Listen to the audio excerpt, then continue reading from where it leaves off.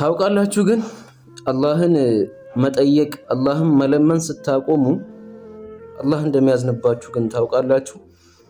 ከፍጡር ምንም አይነት ሀጃ አትጠብቅ። የሰው ልጅ አንድ ነገር ያደርግልኛል ብለክ ፈጽሞ አትጠብቅ።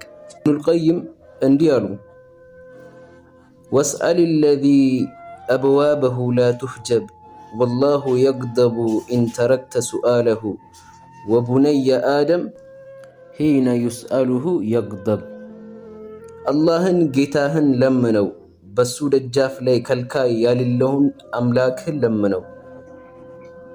አላህ እሱን መጠየቅን ስታቆም በአንተ ላይ ያዝናል።